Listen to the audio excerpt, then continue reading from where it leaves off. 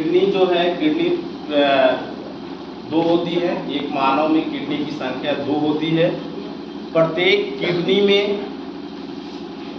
Kidney में 10 lakh nephron होते हैं। कितना? 10 लाख नेफ्रॉन होते हैं बेटा। उसको हम कह सकते हैं कि 1 मिलियन, अर्थात 2 किडनी में 20 लाख नेफ्रॉन होते हैं। और नेफ्रॉन जो है वह किडनी की क्या है? इकाई है। एक किडनी में 10 लाख नेफ्रॉन, तो 2 किडनी में 20 लाख नेफ्रॉन, अर्थात दोनों किडनी में 2 मिलियन नेफ्रॉन पाए जाते हैं। उसमें से हम एक नेफ्रॉन के बारे में पढ़ रहे हैं। ठीक, उसमें से हम क्या कर रहे हैं? एक नेफ्रॉन के बारे में पढ़ रहे हैं, जो क्या है? किडनी की इकाई है। किडनी की इकाई क्या है? नेफ्रॉन। नेफ्रॉन दो भागों में डिवाइड होते हैं। उसके 2 पार्ट होते हैं। पहला पार्ट होता है मालपीजियन कार्पसेल्स या रीनल कार्पसेल्स जिसे कहते हैं। दूसरा भाग होता है ट्यूब्यूल्स। पहला भाग आपने देखा मालपीजियन कार्पसेल्स और रीनल कार्पसेल्स, मतलब ये पूरा इतना सा जो भाग है, इतना पूरा भाग जो है वह मालपीजियन कार्पसेल्स और रीनल कार्पसेल्स है। इसके बाद दूसरा भाग होता है ट्यूब्यूल्स, मतलब मालपीजियन कार्पसेल्स अर्थात रीनल कार्पसेल्स में ग्लोमेरुलस आता है और बॉमेल कैप्सूल मिलकर क्या कहलाता है? मालपीजियन कार्पसेल्स कहलाता है। इसके बाद आता है आपका ट्यूब्यूल्स। ट्यूब्यूल्स जो यहाँ से जो ट्यूब निकल रही है, ये ट्यूब निकलते हुए जो ऐसे जा रही है, ऐसे जा रही है, फिर ये ट्यूब्यूल यहाँ से यहाँ तक आके मिल रही है, उसे हम कहते हैं ट्यूब्यूल्स। नेफ्रॉन के ही भाग है। ये पूरा एक नेफ्रॉन का फिगर है। नेफ्रॉन का पहला भाग आपने देखा मालपीजियन कार्पसेल्स, जो ये है, ठीक है। इसके बाद उसमें क्या क्या है? ग्लोमेरुलस है, बॉमेल कैप्सूल्स है, ठीक है। इसके बाद आप देखेंगे ट्यूब्यूल्स जो यहाँ से निकल रहा है, कहाँ से? मालपीजियन कार्पसेल्स से जो निकल रहा है और जो यहाँ आके कलेक्टिंग डक्ट तक मिल रहा है, उसे हम ट्यूब्यूल्स कहते हैं। ट्यूब्यूल्स में बेटा 3 पार्ट होते हैं, 3 पार्ट होते हैं। पहला होता है PCT, जिसे प्रॉक्सिमल कन्वोल्यूटेड ट्यूब्यूल्स भी कहते हैं।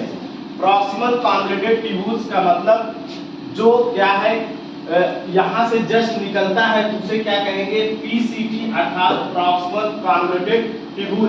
जो यहाँ से निकलता है उसे क्या कहेंगे? प्रॉक्सिमल कन्वोल्यूटेड ट्यूब्यूल्स, अर्थात जो मालपीजियन कार्पसेल से जुड़ा होता है उसे प्रॉक्सिमल कन्वोल्यूटेड ट्यूब्यूल्स कहते हैं। इसके बाद आप देखेंगे दूसरा चीज है जो क्या है? बॉमेल कैप्सूल से दूरी की तरफ जा रहा है, उसे डिस्टल कन्वोल्यूटेड ट्यूब्यूल अर्थात DCT कहते हैं। इसका दूसरा पार्ट हो गया DCT। और इसके बाद लूप ऑफ हेनले लूप कहते हैं, जो क्या कहते हैं? जो सबसे नीचे U आकार का संरचना बना रहा है, ये और ए, इसे हम कहेंगे लूप ऑफ हेनले कहेंगे, ठीक है। जो नीचे U आकार का संरचना बना रहा है बेटा, आपको उसे हम क्या कहेंगे? लूप ऑफ हेनले कहेंगे। समझ में आया बात? इसके बाद लूप ऑफ हेनले में देखेंगे कि एक क्या है? डिसेंडिंग। ये क्या है? U आकार का संरचना है, जिसे हम लूप ऑफ हेनले कह रहे हैं। बात समझ में आई?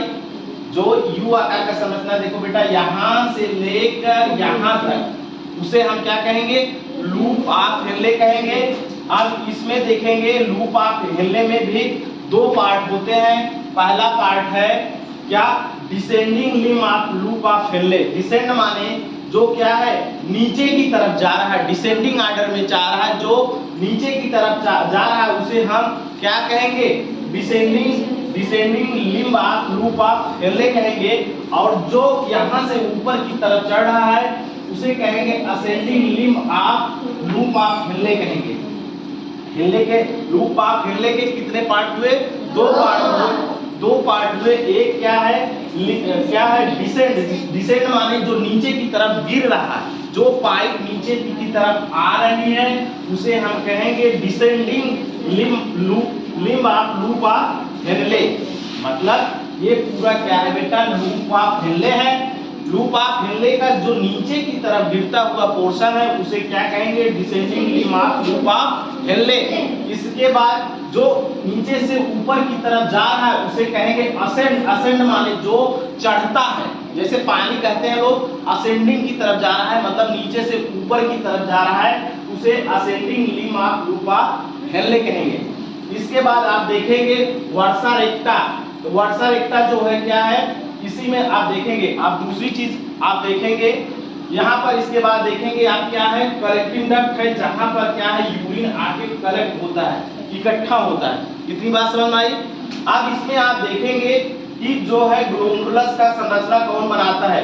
ग्लोमेरुलस का संरचना आप देखेंगे एक वाइडर, एक देखो आप देखोगे एक वाइडर है, मोटी नली है, क्या है, एक मोटी नली है जिसे अफरेंट आर्टियोल कहते हैं। क्या कहते हैं, अफरेंट आर्टियोल। यही मिलकर ग्लोमेरुलस का रचना करता है। अफरेंट आर्टियोल क्या करता है, शरीर से ब्लड को कहाँ लेके आता है, बॉमेंस कैप्सूल के पास ब्लड को लेके आता। अफरेंट आर्टियोल जो किसी चीज को ले आ रहा है, ठीक है, उसे हम कहेंगे अफरेंट आर्टियोल। और इफरेंट आर्टियोल जो थोड़ा सा इससे क्या है, देखो पतला है, उसे हम क्या कहेंगे, इफरेंट आर्टियोल्स। ठीक है, इफरेंट आर्टियोल क्या कर रही है, ये दूर जा रही है। इफरेंट आर्टियोल क्या कर रही है, दूर जा रही है। अफरेंट आर्टियोल किसी चीज को यानी कि ब्लड को लेके आ रहा है, इफरेंट आर्टियोल उसको लेके आगे की तरफ जा रहा है। अब बेटा आपसे अगर पूछा जाता है ग्लोमेरुलस की संरचना किससे मिलकर बनती है, तो आप बताओगे ग्लोमेरुलस की संरचना जो है अफरेंट आर्टियोल से मिलकर बनती है। अब आपसे पूछा जाएगा कि क्या कहते हैं मालपीजियन ट्यूब्यूल्स में जो होता क्या कहते हैं अफरेंट इफरेंट आर्टियोल का काम क्या है। तो इफरेंट आर्टियोल का आपका काम बताना है कि इफरेंट आर्टियोल क्या करती है, यहाँ से ब्लड को क्या करती है, लेके जाती है, दूसरी तरफ लेके जाती है। अफरेंट आर्टियोल एक मोटी नली होती है और इसके बाद इफरेंट आर्टियोल एक पतली नली होती है और अफरेंट आर्टियोल के द्वारा ग्लोमेरुलस की रचना होती है। ठीक है, फिर से हम आपको बताएंगे, देखिए फिर से देखेंगे। किडनी की इकाई क्या होती है, नेफ्रॉन होती है। नेफ्रॉन एक उसकी यूनिट है, एक 10 लाख में से एक है। तो एक किडनी में 10 लाख, दूसरे दो किडनी में 20 लाख नेफ्रॉन पाए जाएंगे। उसमें से हम एक नेफ्रॉन, उसकी एक यूनिट के बारे में हम अध्ययन कर रहे हैं। पहला क्या है, नेफ्रॉन। नेफ्रॉन के 2 पार्ट हैं, मालपीजियन कार्पसल्स अथवा उसे रीनल कार्पसल्स कहते हैं। जो ये पूरी संरचना है, इतना संरचना है जो इससे ग्लोमेरुलस और बाउमेन कैप्सूल से मिलकर बना है, उसे हम क्या कहेंगे, मालपीजियन कार्पसल्स कहेंगे। इतना समझ में आया आपको। इसके बाद आप देखेंगे उसकी दूसरी संरचना है ट्यूब्यूल्स। ट्यूब्यूल्स बेटा हम जब यहाँ से जो नली निकल के आ रही है फिर यहाँ से यहाँ तक जा रही है, उसे हम ट्यूब्यूल, एक ट्यूब जैसी संरचना है, उसे हम ट्यूब्यूल कहेंगे। अब इस ट्यूब्यूल में भी कितने पार्ट है, 3 पार्ट है। इस ट्यूब्यूल में 3 पार्ट मतलब पहला पार्ट है बेटा proximal convoluted tubule. Proximal convoluted tubule ऐसा ट्यूब्यूल जो जस्ट इसके साथ जुड़ा है, मालपीजियन ट्यूब्यूल्स के साथ जुड़ा है, उसे हम कहेंगे प्रॉक्सिमल कॉन्वोल्यूटेड ट्यूब्यूल। जो एकदम बगल में है उसके, उसे हम कहेंगे प्रॉक्सिमल कॉन्वोल्यूटेड ट्यूब्यूल। पहला भाग हो गया। और इसका दूसरा भाग आप देखेंगे हेनले ऑफ लूप, जो यहाँ से क्या कर रहा है, नीचे की तरफ क्या कर रहा है, यू जैसी संरचना बना रहा है, उसे हम कहेंगे हेनले ऑफ लूप। इसके बाद हेनले ऑफ लूप में देखेंगे आप 2 पार्ट इसके हैं। पहला पार्ट है डिसेंडिंग लिम्ब ऑफ लूप। ठीक है, डिसेंड माने जो यहाँ से नीचे की तरफ आ रहा है उसे डिसेंडिंग हेनले ऑफ लूप कहेंगे, और जो यहाँ से ऊपर की तरफ जा रहा है उसे हम असेंडिंग हेनले ऑफ लूप कहेंगे।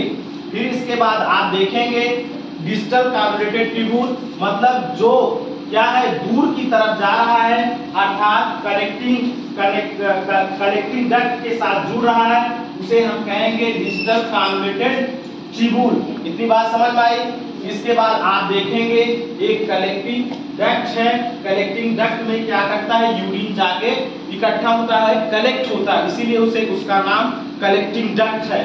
अफरेंट आर्टियोल देख रहे हैं। अफरेंट आर्टियोल क्या है, एक मोटी वाइडर नली है जो क्या कर रही, ग्लोमरस का रचना कर रही है, और इसी ग्लोमरस में यूरिन का क्या होता है, प्यूरिफिकेशन होता है। प्यूरिफिकेशन होने के बाद फिर यह क्या, फिर ये देखिए एक आपका ग्लोमरस है, ठीक है, किससे मिलकर बना, अफरेंट आर्टियोल से मिलकर आपका ग्लोमरस का संरचना है। जब यहाँ यूरिन क्या होता है, फिल्टर हो जाता है, फिल्टर होने के बाद फिर इसे इफरेंट आर्टियोल इसको आगे की तरफ लेके जाती है। फिर इसके बाद देखेंगे आप, फिर क्या है, ये पूरी ये वाली संरचना, टोटल संरचना को क्या कहेंगे, माल्पीडियल कार्पेल्स कहेंगे। माल्पीडियल कार्पेल्स आप किससे मिलकर बना है, ग्लोमरस और बामन कैप्सूल से मिलकर बना होता है। आपका बात इतना टोटल क्लियर हो गया आप लोग को।